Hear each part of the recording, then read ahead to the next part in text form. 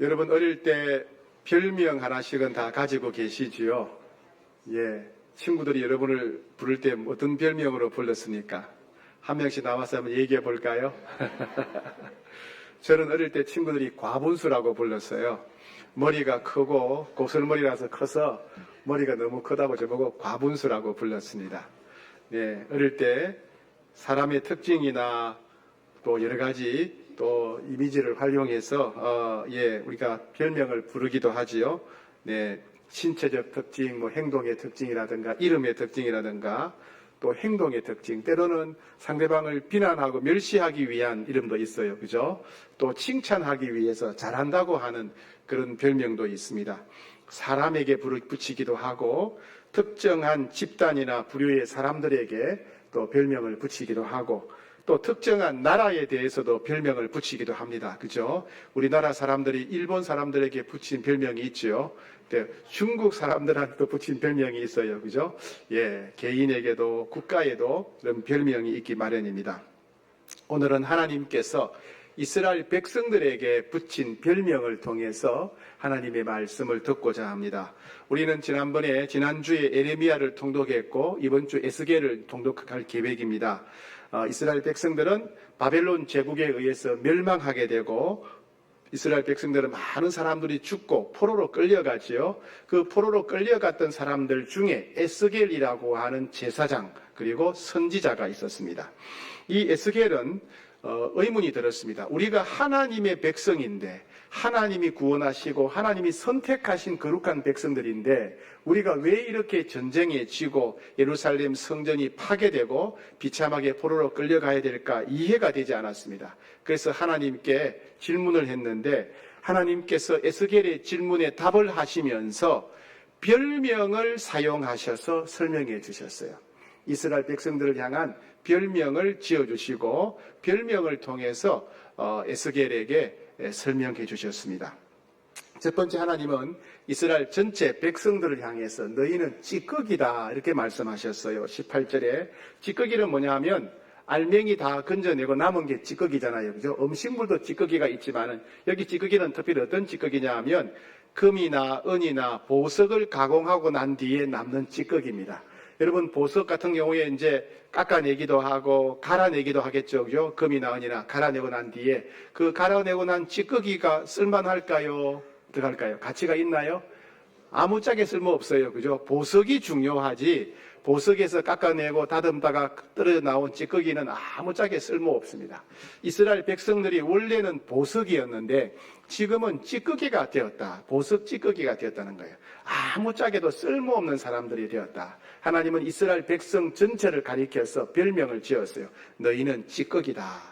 두 번째, 하나님은 선지자들을 향해서 너희는 우는 사자다 이런 별명을 지어주셨습니다. 우는 사자 25절입니다. 25절 그 가운데서 선지자들의 반역함이 우는 사자가 음식물을 삼킴 같도다 움킴 같도다. 왜 우는 사자라고 별명을 지었냐 하면 원래 선지자들은 하나님의 말씀을 대언하는 사람들이었죠. 하나님이 주신 말씀을 듣고 그것을 백성들에게 전하는 사람들이 제사장입니다. 선지자입니다. 그런데 선지자들이 하나님의 말씀을 듣고 전하는 것이 아니라 백성들이 듣고 싶어 하는 말을 예언이라고 거짓 예언을 하게 됩니다. 여러분, 백성들이 듣고 싶어 하는 거짓 예언이 무엇일까요? 백성들이 듣고 싶어 하는 것은 병이 나을 거다, 다 잘 될 거다, 그죠? 병이 또 문제가 해결될 거다, 전쟁이 나도 안전할 거다, 지지 않고 승리할 거다, 이렇게 백성들이 듣고 싶어 하는 예언. 그 예언을 이 당시에 선지자들이 했다는 얘기입니다. 그러면 그 선지자들의 예언을 믿는 사람은 하나님 말씀에 불순종하면서도 불순하는 줄을 모르게 되고 멸망의 구렁텅이로 달려가는데 그걸 모르는 거예요. 그러니까 거짓 예언을 들은 사람들은 결국 망하게 되는 겁니다. 그 대신에 선지자들은 백성들이 듣고 싶어하는 설교를 해주니까 예언을 해주니까 백성들이 좋아서 재물을 바치겠죠. 그래서 거짓 예언을 해주고 백성들의 재물을 삼킨다는 겁니다. 뿐만 아니라 거짓 예언을 믿은 사람은 결국 멸망하게 되겠지요. 영혼을 삼키는 일이 벌어지게 됩니다. 마치 사자가 먹이를 뜯어먹듯이, 사자가 약한 짐승을 뜯어먹듯이 그렇게 선지자들이 거짓 예언을 통해서 백성들을 뜯어먹고 있다. 재산을 뜯어먹고 있고 그들의 영혼을 강탈하고 있다. 그래서 거짓 선지자들을 향해서 너희는 우는 사자다. 이렇게 별명을 지어주셨습니다. 세 번째는 하나님은 제사장들을 향해서 너희는 소경이다, 맹인이다. 이런 별명을 지어주셨습니다. 26장에 보면 그의 눈을 가리어 나의 안식일을 보지 아니하였다 그랬습니다. 제사장들의 역할은 무엇입니까? 제사장들은 백성들과 하나님과 관계를 연결해 주는 사람이에요. 백성들이 하나님 만날 수 있도록, 죄를 용서받을 수 있도록, 기도 응답받을 수 있도록, 또 길을 인도받을 수 있도록 백성들이 하나님 만나도록 도와주고 하나님의 말씀과 은혜를 백성들에게 전달해 주는 사람, 연결 통로 같은 사람, 중매정이 같은 사람이 바로 제사장입니다. 그러면 제사장은 누구보다도 하나님을 잘 알아야지요. 누구보다도 하나님을 깊이 만나야지요. 누구보다도 믿음이 좋아야지요. 그래야 백성들로 하여금 하나님을 만날 수 있도록 도와주지 않겠습니까? 그런데 그 시대의 제사장들은 하나님을 알지도 못하고 하나님을 믿지도 않았다는 겁니다. 하나님을 두려워하지도 않았다는 거예요. 하나님을 믿지도 않고 하나님을 두려워하지도 않고 하나님을 알지도 못하면서 제사장으로서 예배를 인도하는 겁니다. 백성들로 하여금 하나님을 만나도록 도와주겠다는 겁니다. 말도 안 되지요. 그죠? 자기는 하나님 믿지 않는데, 자기는 하나님 알지 못하는데 어떻게 백성들이 하나님 만나도록 도와주겠습니까? 그래서 하나님은 그들에게 너희는 영적인 맹인이다. 제사장들은 맹인이라고 하나님 별명을 지어주셨어요. 세 번째는요, 고관들입니다. 고관들은 행정 관료들입니다. 군인들과 정치인들, 행정 관료들을 향해서 너희는 늑대와 같다. 행정 관료들에게는 별명을 늑대라고 붙여주었어요. 27절 보니까 그 가운데 그 고관들은 음식물을 삼키는 일이 늑대와 같아서 불의한 이익을 얻으려고 피를 흘려 영혼을 멸한다 그랬습니다. 원래 고관들의 역할은 무엇입니까? 백성들을, 국민들을 위험으로부터, 불의로부터 지켜주고 보호해주는 역할이에요.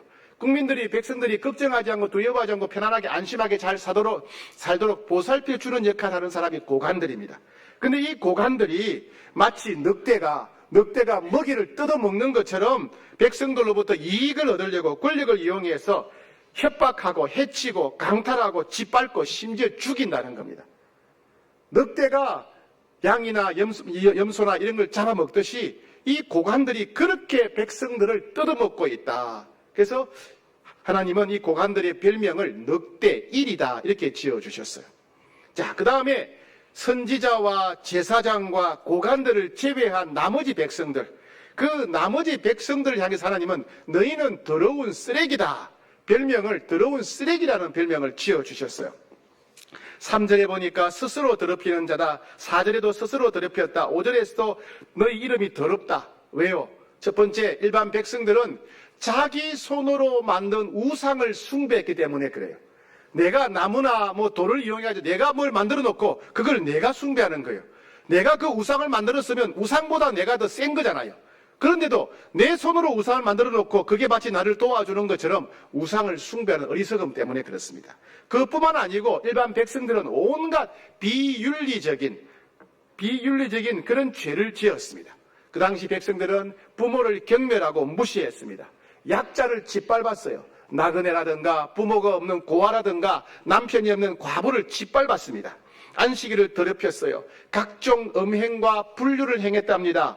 계모와 불륜을 행하고 이웃 아내와 불륜을 행하고 시아버지가 며느리와 불륜을 행하고 형제 자매들끼리 불륜을 행하고 나라 전체가 엉망진창이 되어버렸습니다. 뇌물로 이권을 사고 팔았습니다. 이자를 비싸게 받았습니다. 폭력을 행하고 강탈하고 사기치고 이 백성들의 모습을 하나님 보면서 너희는 더러운 쓰레기다. 하나님이 더러운 쓰레기라고 말씀하셨어요. 하나님은 이스라엘 백성 전체는 찌꺼기다. 보석이 아니라 찌꺼기다. 제사장들은 우는 사자고 또 선지자들은 우는 사자고 제사장들은 맹인 소경이고 관리들은 뜯어먹는 늑대와 같고 일반 백성들은 더러운 쓰레기가 되었다. 이렇게 하나님 별명을 지어주셨어요. 여러분 좋은 별명입니까? 아니죠. 그죠? 하나님의 진노, 분노, 심판의 별명입니다. 왜 이렇게 되었을까요? 하나님의 백성들이, 거룩한 백성들이 어쩌다가 우는 사자가 되고 맹인이 되고 늑대가 되고 더러운 쓰레기같이 되었을까요? 그들은 모든 사람들이 나라가 망하든지 말든지 하나님을 섬기는 신앙생활이 무너지든지 말든지 다른 백성들이 짓밟히고 부서지고 썩어 문드러지든지 말든지 간에 나만 부자 되면 된다. 나만 부자 되면 된다. 나만 즐겁게 쾌락을 누리면 된다. 나만 칼을 잡고 마음대로 휘두르면 된다. 그래서 수단과 방법을 가리지 않고 자기 욕심, 자기 만족을 추구하기 때문에 이런 일이 벌어진 겁니다. 제사장은 제사장대로, 선지자는 선지자대로, 관리는 관리대로, 백성은 백성대로 자기 욕망, 욕심을 추구하다 보니까 나라 전체가 찌꺼기요, 우는 사자요, 맹인이요, 늑대요, 더러운 쓰레기다라고 하는 하나님의 평가를 받게 된 것입니다. 결국 어떻게 됩니까? 하나님께서 이들을 반드시 심판하시겠다고 말씀하셨어요. 아무리 하나님 말씀하셔도 계속 불순종하고 아무리 하나님이 책망하셔도 계속 우상숭배에 빠져있는 이들에게 결국 하나님은 내가 너희들에게 보응하겠다, 심판하겠다고 말씀하십니다. 14절 말씀이에요. 14절 같이 읽겠습니다. 시작. 내가 보응하는 날에 네 마음이 견디겠느냐, 네 손이 힘이 있겠느냐, 나 여호와가 말하였으니 내가 이루리라. 보응한다는 말은 심판한다는 말입니다. 복수한다는 말씀이죠. 내가 반드시 너희를 심판할 것이다. 내가 심판할 때 너희가 견딜 수 있겠느냐. 나는 반드시 이 일을 이룰 것이다. 내가 반드시 너희를 심판할 것이다. 그런 말씀입니다. 하나님은 심판의 도구로 그 당시 세계 최강대국이었던 바벨론 제국을 사용하십니다. 바벨론 제국을 하나님의 심판의 도구로 사용하셔서 먼저는 2차례에 걸쳐서 이스라엘 예루살렘을 공격하고 짓밟게 합니다. 그래서 2차례 공격했던 이 바벨론 군대는 예루살렘에 들어와서 예루살렘에 있는 모든 쓸만한 걸 다 챙겨갑니다. 먼저 예루살렘 성전에 가서 모든 기구들, 보물들 다 끌고 모아서 싹쓸이해서 갑니다. 그리고 사람들도 쓸만한 사람들, 왕의 자녀들, 또 귀족의 자녀들, 젊은 사람들, 각종 전문가들, 기능공들, 쓸만한 사람들은 싸그리 모아가지고 싹쓸이 해가지고 바벨론으로 끌고 갑니다. 쓸만한 모든 보물들, 쓸만한 모든 사람들을 다 데려갑니다. 또 나중에 세 번째 예루살렘을 공격하게 되는데, 세 번째 공격했을 때는 예루살렘 성전과 예루살렘 성을 완전히 파괴해서 폐허로 만들어 버렸습니다. 그 당시에 예루살렘 안에는 전국에서 모여든 사람들이 있었어요. 예루살렘 성은 안전하다, 하나님이 보호하신다, 성전이 있으니까 하나님 보호하신다, 그렇게 믿었던 사람들이 수백 명이 예루살렘에 모여와 있었는데, 그때 바벨론 군대가 예루살렘을 2년 반 동안 포위를 해요. 2년 반 동안 포위하니까 그 안에 있는 수백만 명의 사람들이 먹을 게 없을 거 아니에요. 그러니까 굶어 죽어요. 굶어 죽으니까 시체가 썩겠죠. 물이 오염되겠죠. 전염병이 퍼지는 겁니다. 굶어 죽고 전염병이 퍼져 죽고 불에 타서 죽고 돌에 맞아 죽고 칼에 맞아 죽고, 그나마 살아남은 사람들은 바벨론의 노예로 끌려갔습니다. 수백만 명이 예루살렘에서 죽은 겁니다. 길거리에는 시체가 가득하고 뭐 난리에서 난리. 예. 즉 이스라엘이 이렇게 멸망하고 바벨론의 노예로 끌려간 것은 하나님이 예고하신 대로, 말씀하신 대로 이루어진 것입니다.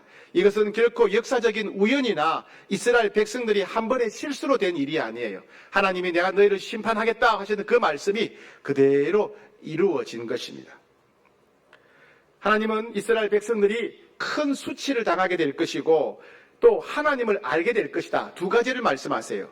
이스라엘이 멸망하는 사건을 통해서 첫 번째, 너희는 큰 수치를 당할 것이고, 두 번째, 너희는 하나님을 알게 될 것이다. 이렇게 말씀하셨어요. 첫 번째, 수치를 당한다는 말이 뭘까요? 왜 이스라엘의 멸망을 통해서 이스라엘이 수치를 당하게 될까요?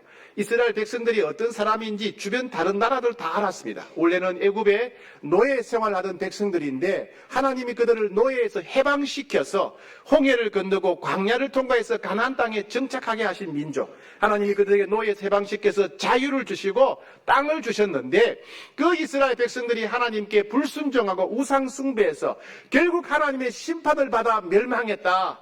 하나님의 은혜를 저버린 백성들이다. 이렇게 주변 다른 민족 사람들이 이스라엘 사람들을 비웃고 조롱하게 될 것이라는 거예요. 얼마나 수치스럽습니까?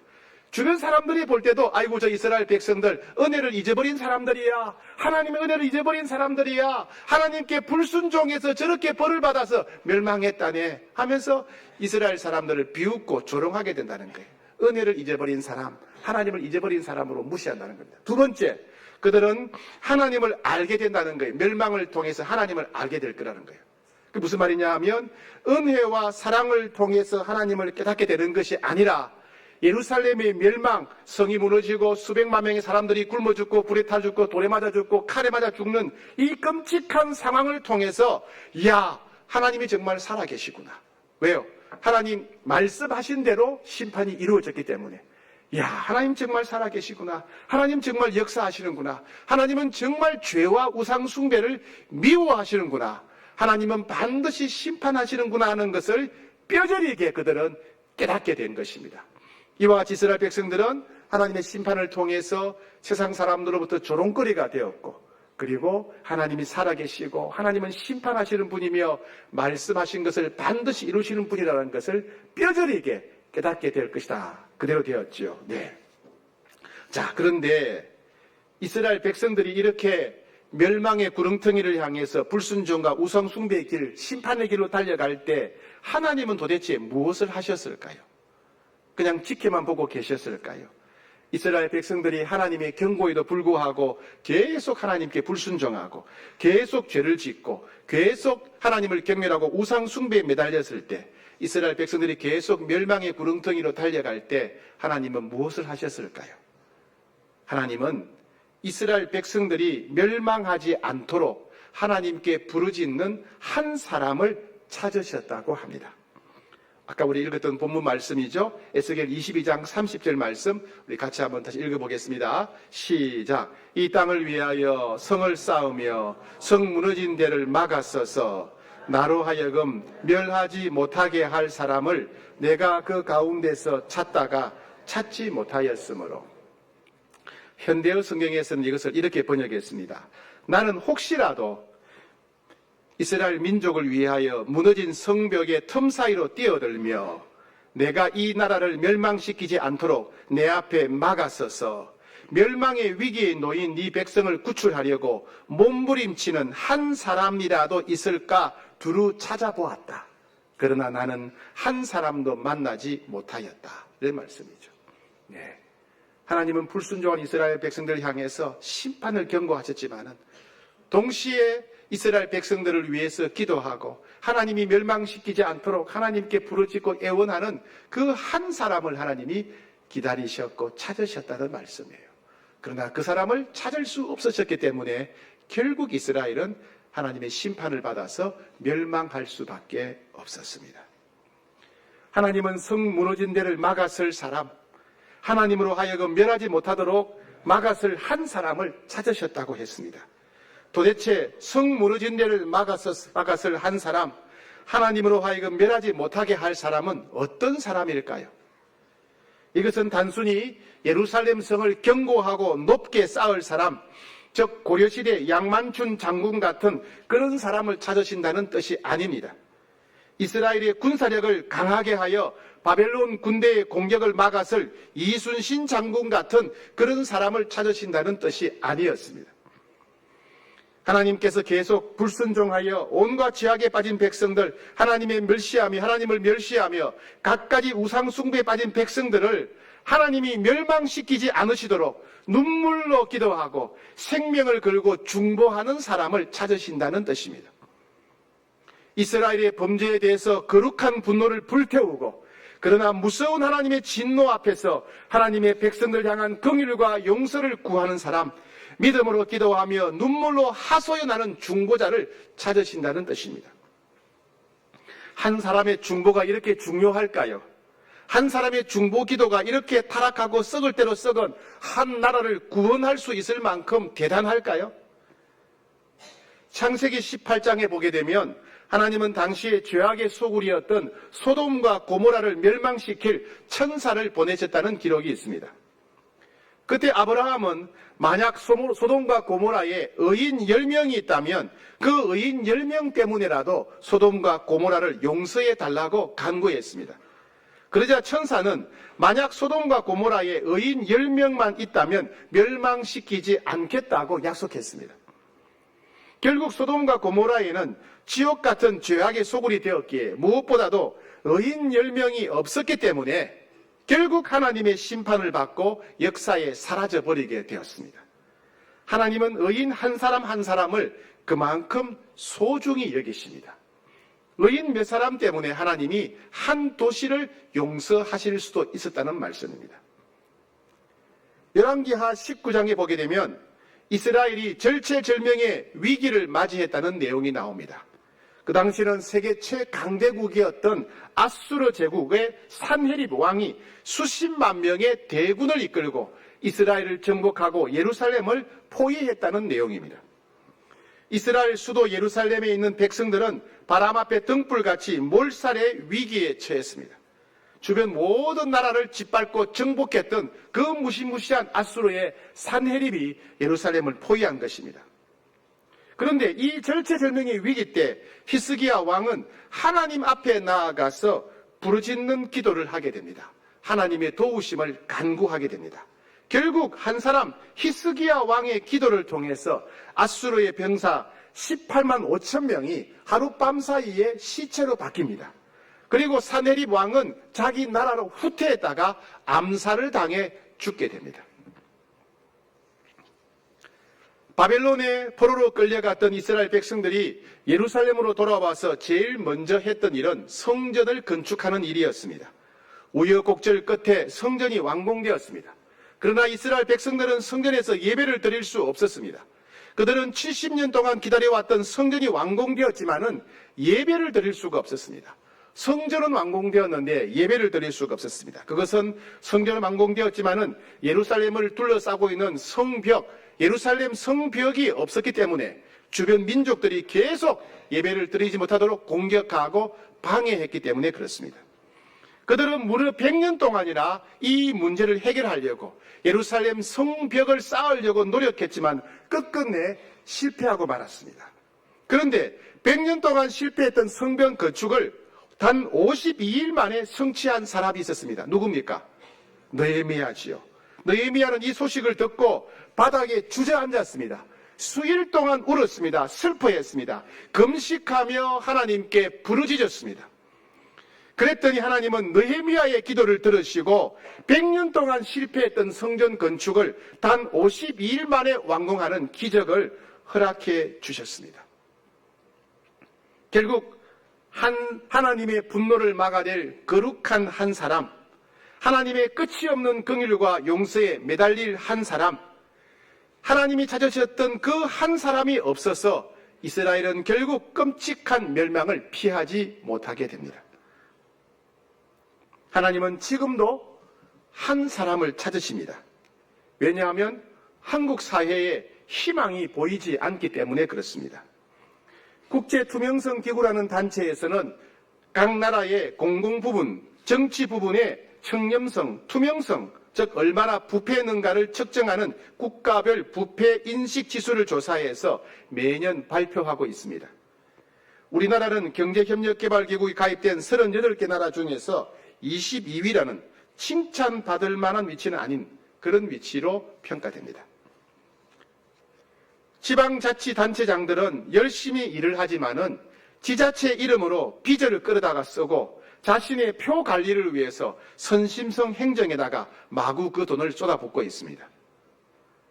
국민들의 희망을 안겨줘야 될 정치인들은 여야를 막론하고 아무리 눈을 씻고 찾아봐도 정의가 보이지 않습니다. 정직이 보이지 않습니다. 애국심도 없습니다. 오직 정권에 대한 욕심과 개인적 욕망으로 가득 차 있습니다. 하나님은 지금도 한 사람을 찾고 계십니다. 왜냐하면 한국 교회가 한국 사회의 희망이 되지 못하기 때문에 그렇습니다. 한국 교회는 지금 너무나 심각하게 타락하고 있습니다.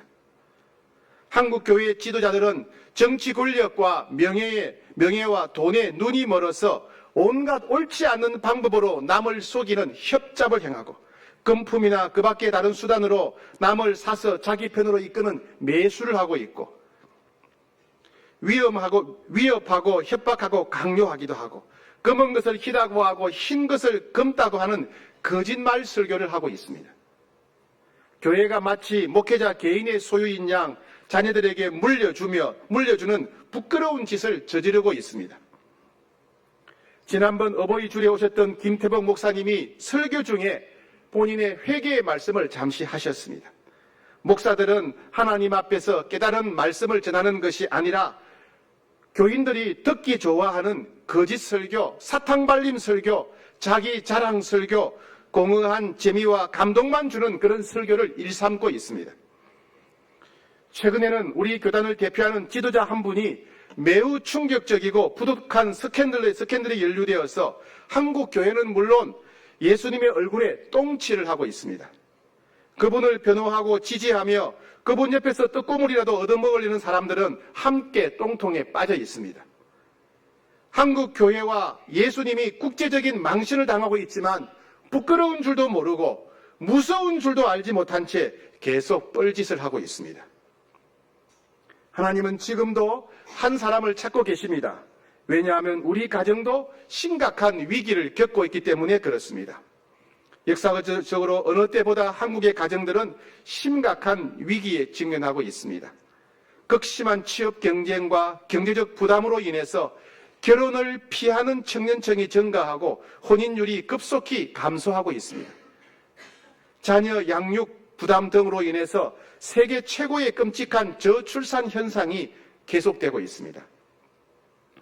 급격한 산업화를 거치면서 개인주의, 고령화, 저출산, 별거, 가출, 고용과 소득 불안정 등 경제적 문제까지 겹쳐서 이혼율이 증가하면서 가족 해체 현상이 빠르게 늘어나고 있습니다.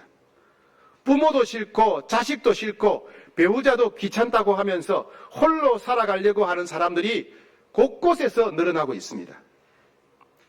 초고령 사회에 진입하면서 사회적 관계로부터 단절된 노인들이 외로움과 무력감과 우울증이 증가되고 있고 주변의 도움의 손길을 받지 못한 상태에서 아무도 모르게 생을 마감하는 이른바 고독사가 전국 곳곳에서 발생하고 있습니다.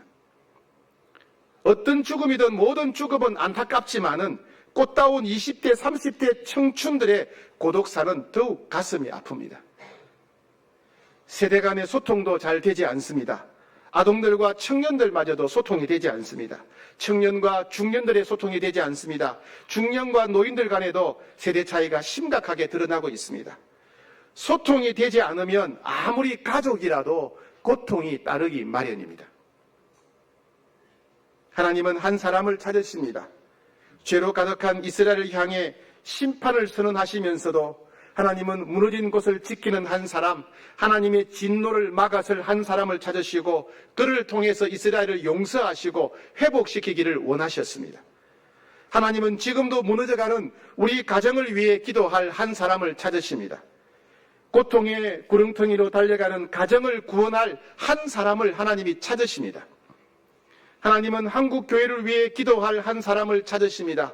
무서운 하나님의 심판의 낭떠러지로 달려가는 한국 교회와 지도자들을 위해 눈물로 중보할 사람을 찾으십니다.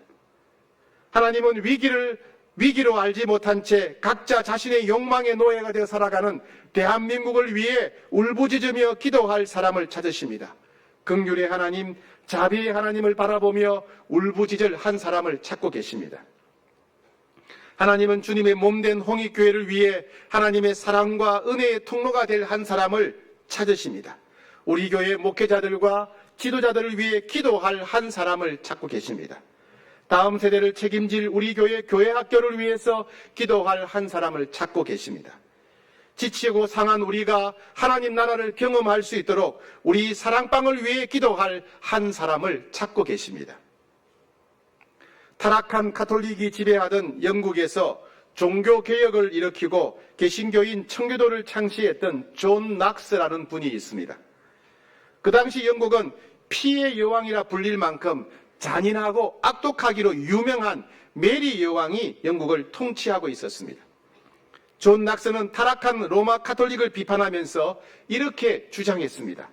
로마 가톨릭 교회는 창녀다. 교리든 관습이든 온갖 영적인 간음으로 더럽혀져 있다. 만일 회개하지 않으면 로마 교황도 영국 여왕도 하나님의 심판을 면치 못할 것이다. 이렇게 말했습니다. 그러자 그를 염려하는 동역자들이 그에게 찾아왔습니다. 피의 여왕 메리가 두렵지 않냐고 그러면서 그를 걱정하면서 친구들이 찾아왔습니다.